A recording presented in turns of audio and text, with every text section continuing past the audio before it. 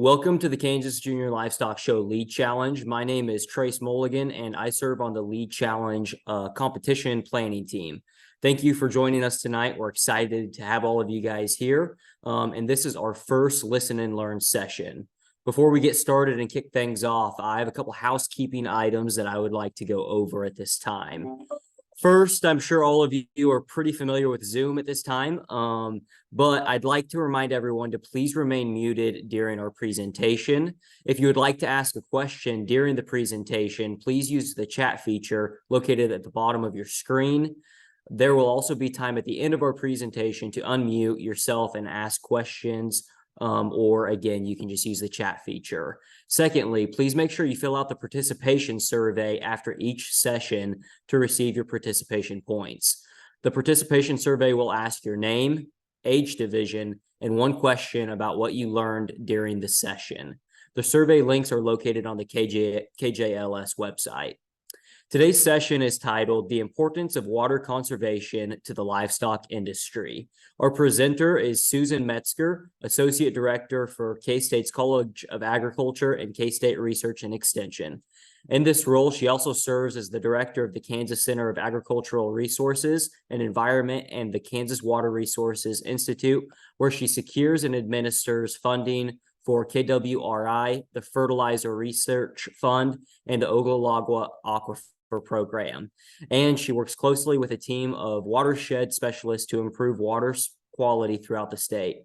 At this time, I will go ahead and turn it over to Susan for our presentation. Well, great. Thank you very much. Hopefully my sound still sounds good. All right, very good. Well, it's so nice to see each of you, your names on the screen, the faces that I can see, and really fun to be here this evening and share some information about water in Kansas and what it means for livestock. And I look forward to your questions. I'm going to try and share my screen here real quick, and give me a second while we make sure that that's working and that I put it in the presentation mode and make sure it looks good. So hopefully you're just seeing my slides right now. And so what I'd love to do for you this evening is just share a little bit about what I know about water in Kansas and what it means to livestock. And I'll tell you that I love talking about water. Several of the folks on the screen this evening know that very well. So I tried to pick out things that I thought would be really helpful for you as you think of preparing for this lead challenge, and also just thinking of growing in your ag advocacy as you grow up in the Junior Livestock Show competition. So first of all, a little bit about myself. I do work at Kansas State University, and I've been there now for about 5.5 years. And I get to work on a variety of things in the College of Agriculture, in the university, and on water-related issues. And before I came to K-State, I worked for the Kansas Department of Agriculture. And all throughout my career in education, I've done work in water-related activities. So I get a chance to see a wide variety of water-related topics. And there's no better place to work on water than in the state of Kansas, because we're really, really unique and diverse in our state. So this is a map of the state of Kansas, probably very familiar to you.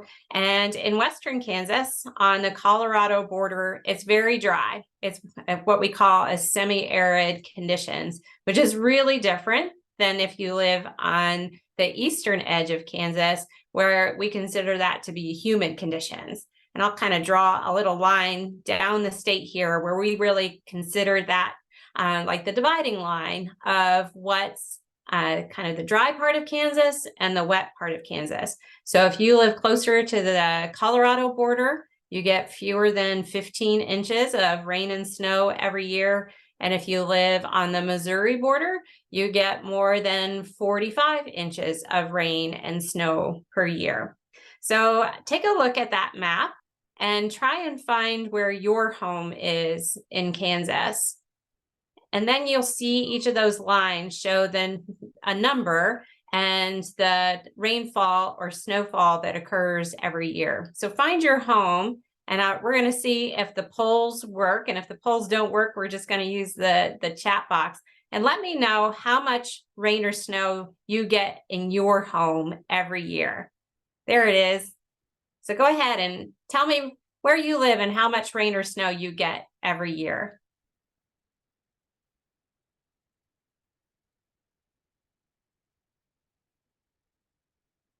We're going to give it a few minutes so that you can answer that.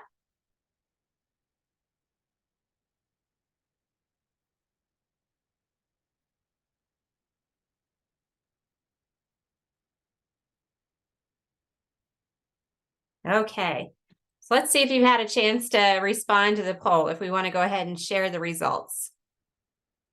Oh, great. Okay, so we have folks from all across the state. Looks like we've got a few of you coming from Western Kansas, maybe most of you coming from, say, Manhattan to Southeast Kansas.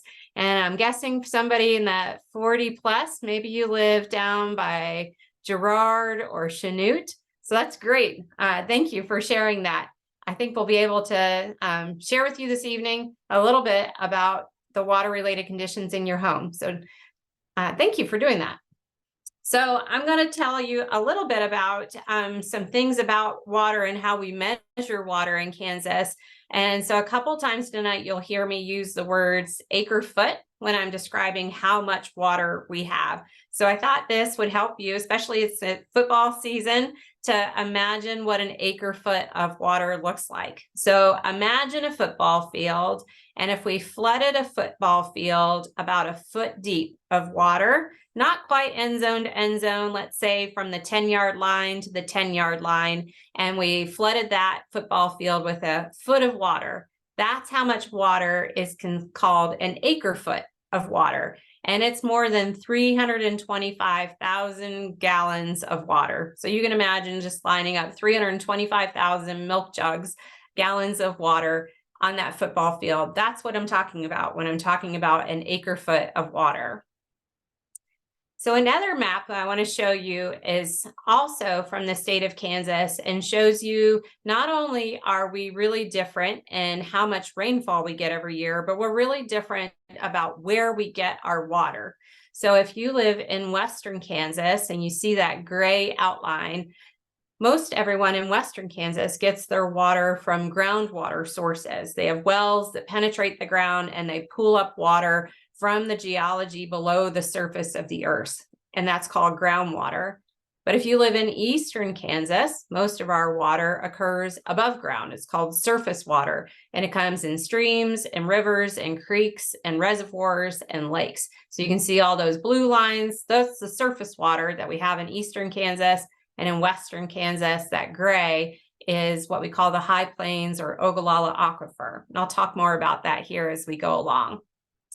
So hopefully this little graphic will work for you. It's a time series. So here in Kansas, the way that we work with our water and have laws related to our water is what we call the Western Water Law or water appropriation. So most of the states that occur from Kansas all the way west to California operate under a similar law.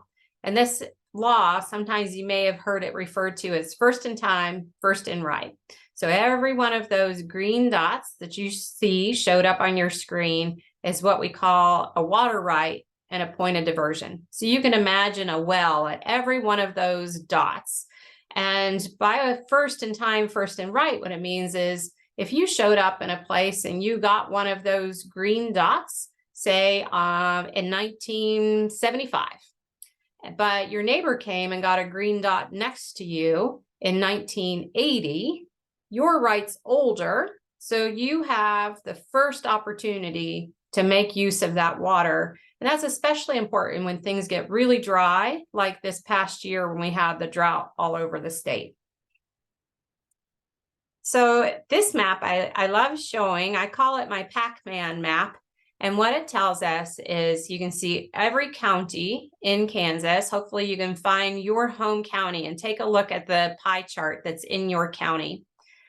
So the bigger the pie, the more water that gets used every single year. And so it makes sense, right, that those counties in western Kansas where we saw that map and they didn't get very much rainfall, didn't get very much snow, they're going to need to use more water because they're not getting rain. So you see the bigger pies in western Kansas. And then the color of the pie pieces demonstrate how that water is being used. So in western Kansas, we have a lot of row crop production, and that's irrigated row crop production. So you can see those blue pie pieces, the light blue pie pieces, are pretty prominent in western Kansas and not so prominent in eastern Kansas. We certainly have row crop in eastern Kansas, but most of it's not irrigated, so they don't have to report that water use. And then you can see a couple of counties, like the Kansas City area and the Wichita area, where you see some red. Those red areas are municipal water use. So your towns and cities that make use of water and they treat it and they provide it to homes, that's reported water use. So take a look at your county and just kind of reflect on how big the pie is and how people make use of water in your county. It's also pretty important then to just share, and I'll talk about this a little bit more, the dark blue pie pieces in most counties are pretty hard to see. That's reported stock water.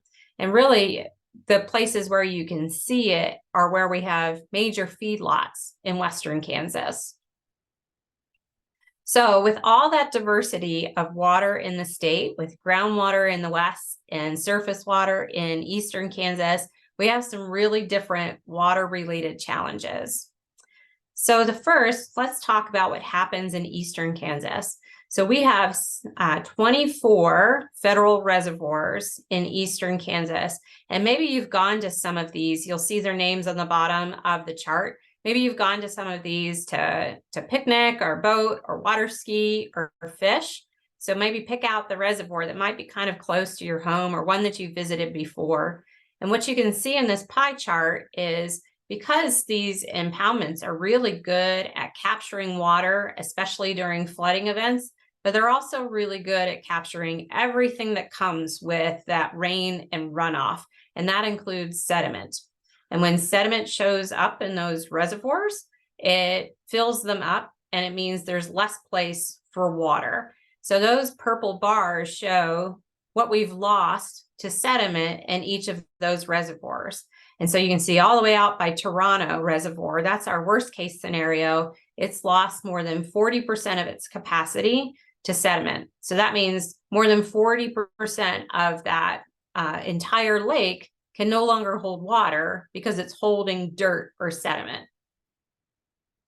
So here's a nice depiction for those of you that live near Tuttle Creek Reservoir or have visited it. You know it's long and skinny, and the upper reaches, if you drive up in that area now, especially during a dry time, it really just looks like a mud flat. You wouldn't imagine that it's actually a reservoir. So I'll show you this time lapse. That was a picture from 1957, and this is a picture from 2010. So you can see that there were areas more than 50 years ago that held water that today no longer do so. So that's the impact of when I talk about sedimentation. So let's go to western Kansas and talk about the High Plains Aquifer. And sometimes maybe you've heard it referred to as the Ogallala Aquifer, and we have both in Kansas. So sometimes you'll also hear it referred to as the Ogallala High Plains Aquifer together. Really, the Ogallala is the western part, and the High Plains portion is kind of in the middle of the state, but they're connected. And what's great about the Ogallala High Plains Aquifer is it's not just in Kansas, it's actually under 8 states here in the Midwest, and it's the largest freshwater aquifer in the world. And 30% of all of the US's irrigated water sources come out of this aquifer. It's incredibly important. So those of you that might be familiar with geology, and when you're studying about aquifers and groundwater, some people think that you could just dive into the aquifer. It'd be like a big bathtub or an underground lake or reservoir, but it's actually really different. It's a bunch of rocks pieced together. It used to be an ocean floor at one point in time. And now that the ocean has receded, what's left behind are these rock formations, and the water gets in between all the holes and crevices in the rock. And that's the water that we pump up for your use. So you can see in this picture with the man standing in the hole, that's actually a portion of the bedrock that has been exposed over time.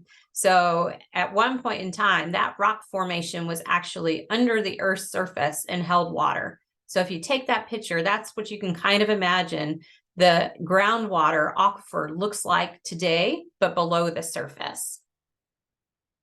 So I'll let you see this animation go over time.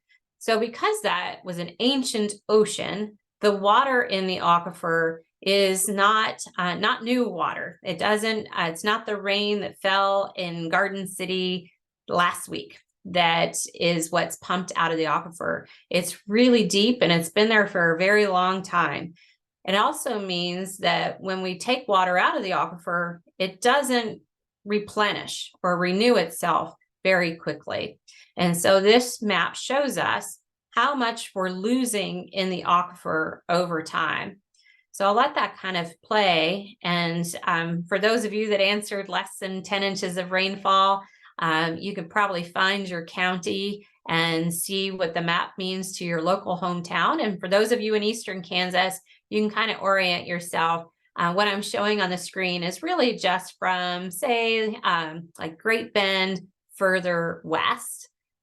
But you could probably see the areas that your eyes are drawn to, if you're like me, are the ones that I call the fire colors. So things that are getting bright orange and dark red, that's where we see that the aquifer has lost more than 100 feet of water since 1996.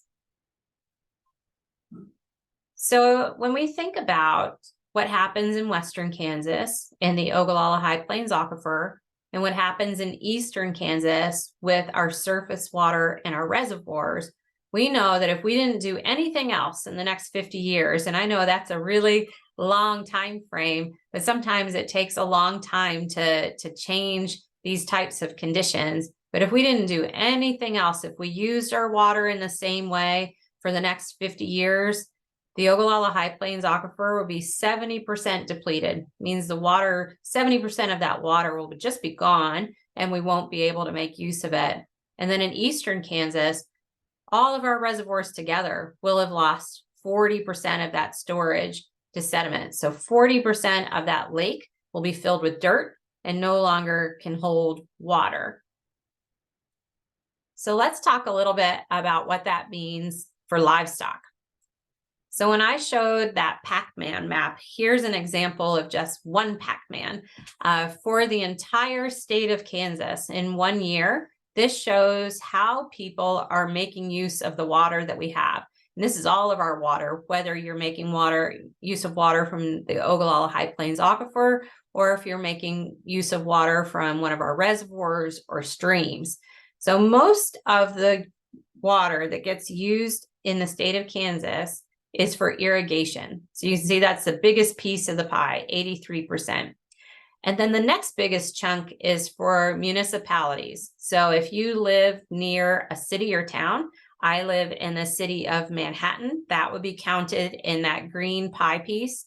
About 11% of all the water that we use in the state, for all 2.8 million people that live in the state, about 11% of it's used for cities and towns. And then you can see about 3% is for industrial.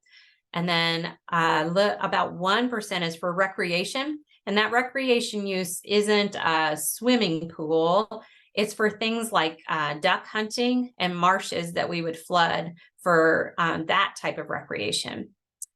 And then about 1%, just less than 1% of all the water that gets used in the entire state of Kansas is used specifically for stock water. But what does that really mean? So when I say that 1% for stock water, if you have, say, just a couple of cattle at your home, or maybe you just have the sheep and goats that you show for Kansas Junior Livestock Association. If you just have a couple of livestock at your home, chances are you don't report that use. That just gets reported as part of what you use at your home. But if you have lots of cattle or hogs or sheep or goat at your home and your farm, then it gets reported under stock water. But most of that stock water comes from our largest feedlots in Western Kansas. And those feedlots often have, many more than 10,000 head of cattle at a time. So even with all of that, all those feedlots, only 1% of all the water that gets used in the state is actually for livestock.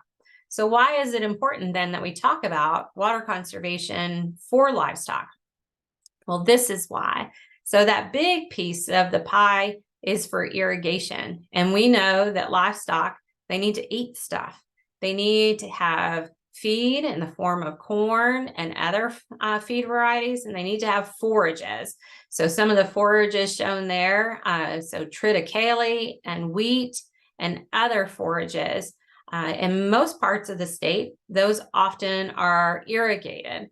And so while the stock water themselves, the livestock might not use very much water overall, it's really important that we conserve water resources to make sure that there's plenty of water for irrigation that allows our cattle to have really healthy feed and forages. So I'm going to let this video play. Hopefully it works as well. If it may not play, we'll see.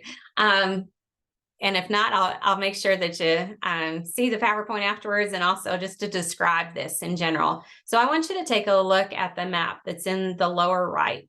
And this is an inventory of all the cattle and calves that occur all throughout the United States. And so you can see where lots of the blue dots show up. Lots of them show up here in Kansas. Livestock is very important to our state. And you can see it's also incredibly important to the Midwest and to California. You can see where you see lots of the heavy blue dots showing up together. And I want you to think about where you saw the greatest amount of declines in the Ogallala High Plains Aquifer in Kansas. And that's where we see the most amount of cattle as well. Those are our major feedlots. So we know that the declines in the Ogallala High Plains Aquifer are really important for making sure we address so that we can have our the continued success of our feedlot industry in Western Kansas. So I'm going to pause after this slide to hear from you. And so I'll put this one in terms for everybody that might appreciate it on a screen.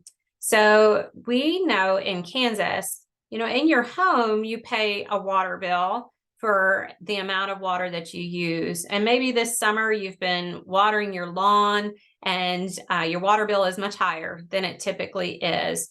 But on a farm, you actually don't pay for the water that you use. You're paying for the things that help you make use of that water. So maybe it's the fuel or the electricity that allowed you to pump for your irrigation pivot.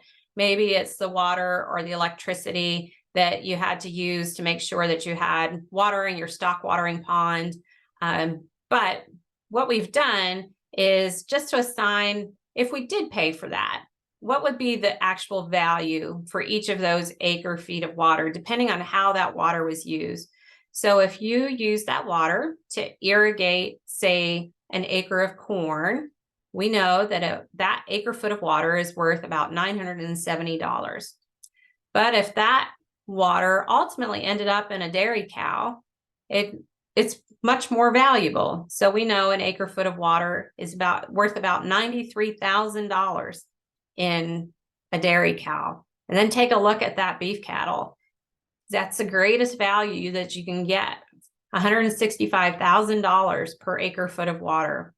So I share this because I just want to demonstrate how valuable water is to our cattle industry. So it's all, obviously very important to have corn and crops because those are the things that go into that dairy cow and that beef cattle.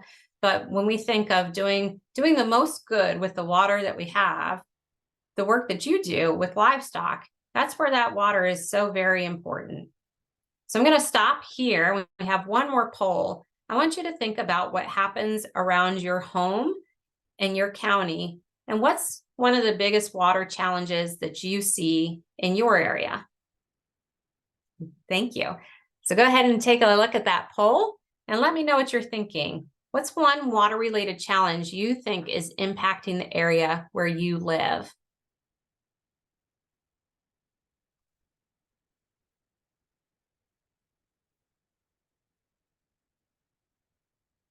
And I'm going to give you a second to answer that poll.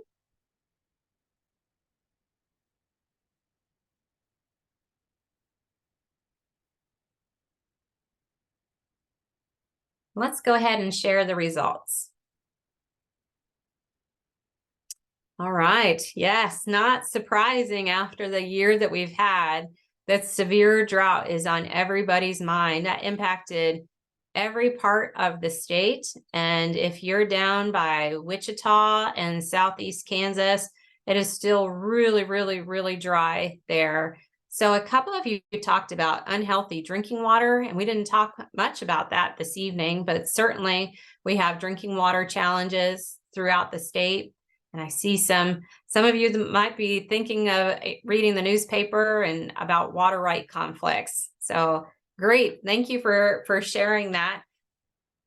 You can see the challenges are diverse and they're very important. So what are we doing about all those challenges? What can be done to conserve water for livestock production?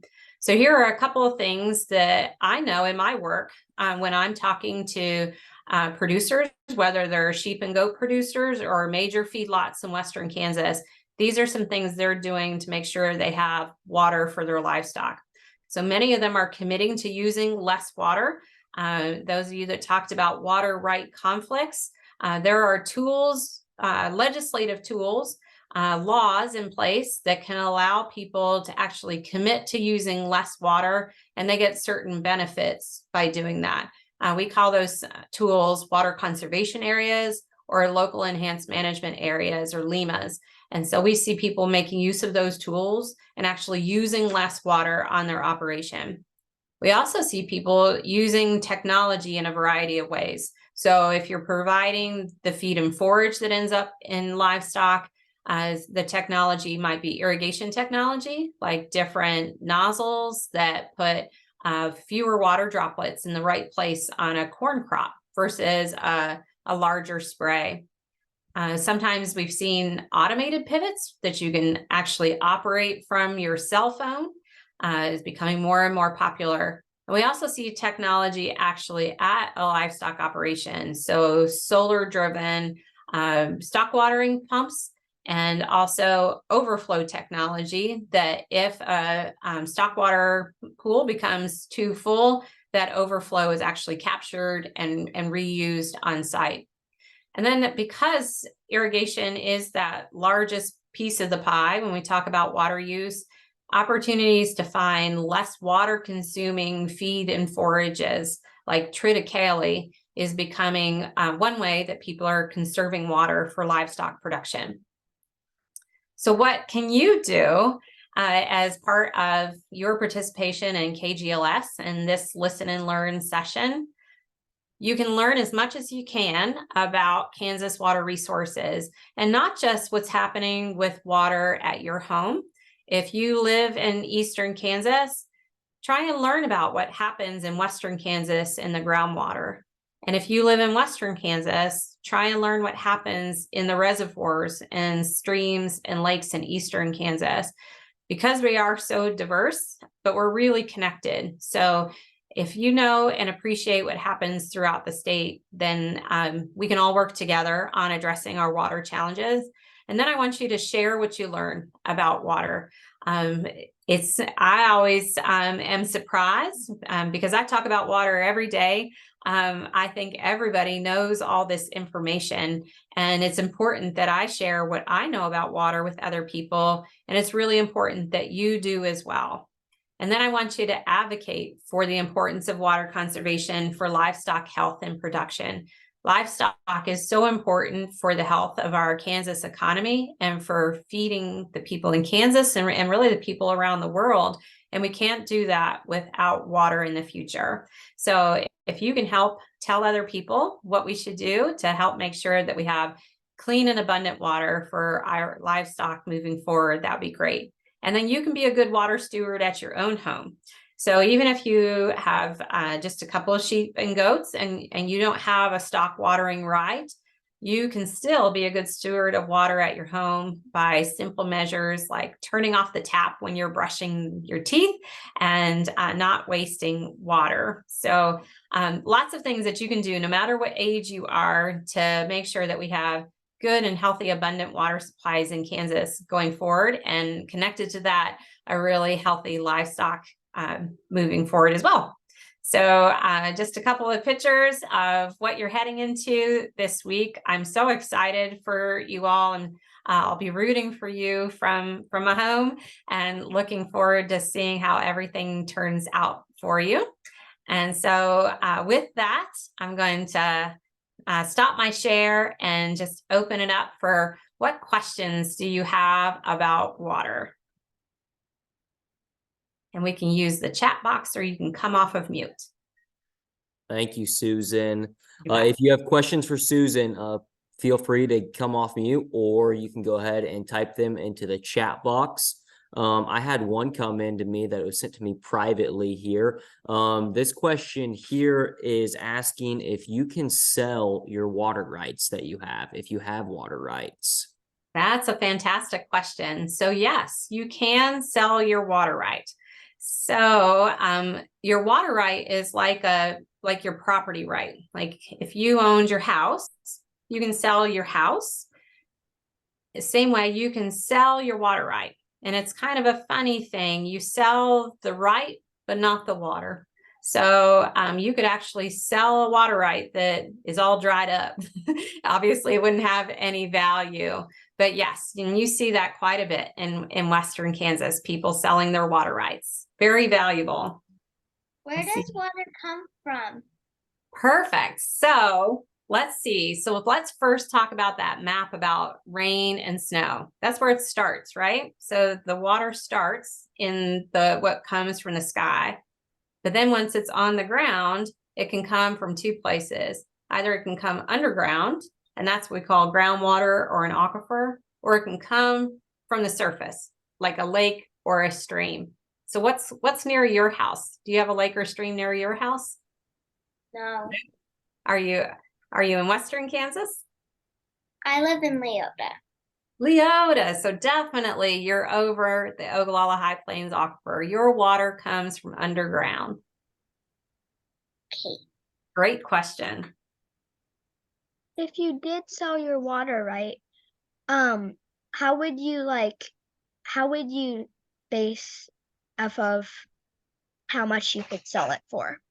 That's a great question. So it depends on where you live, what we call the market of your water right. And in Western Kansas, because you can't get a new water right, they're very valuable. So sometimes you'll see that people will sell them for $6,000 an acre foot, which can really get pretty high in price. But because there's not actually an entity that says this is how much water is, people get to determine how much value is assigned to a water right. So what I've seen in Western Kansas, really, really valuable, and about $6,000 an acre foot. Okay. Great question. Susan, it looks like we have another one that came in on the chat. What do we do when the aquifer is out of water? Yeah, that's an important and scary question to think about. And it may happen in some areas. So we know that even when we get to a point when we can't irrigate any more crops or have our livestock get water out of the aquifer, there's probably still going to be enough in there for your home. So people could still live there and have, their drinking water and a bath and all those things. But the things that made your community great, having all that irrigation and the livestock, would no longer be there. So I think maybe a good question for you, what will we do if there isn't that water? It's difficult to think about.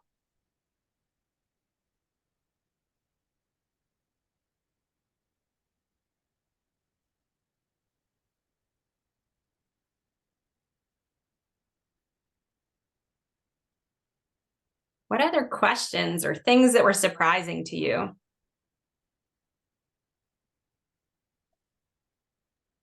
Well, when I was at school, some things were actually the same way. Like, let's say where you lived, it wasn't the same way. It was like water, like the ocean, or it was more grassier than where you lived.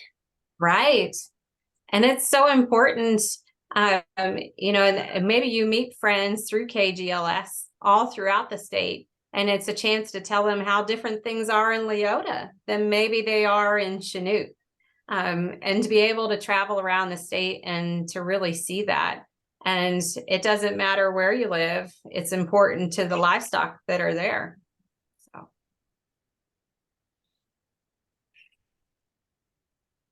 Awesome. Do we have any more questions for Susan before we wrap up for the evening? I don't see any more in the chat. Well, thank you everybody for joining us tonight. And thank you, Susan, again for being our speaker tonight. For everybody that participated live this evening, and for those of you that are watching the recorded version at a later date, please remember to fill out the participation survey for this session to receive your participation points. That's a big part of this to make sure that you get your points and that we can get those recorded. So once again, thank you guys. Robin dropped the survey into the chat. That way you guys can click on it if you're live here. So go ahead and get that survey taken. And if you're watching this recording at a later date, please be sure to watch that. Be sure to tune back in tomorrow. We will have another listen and learn session that we're very excited about. So thank you everybody for joining us tonight. And we look forward to seeing you tomorrow. Good night, everybody.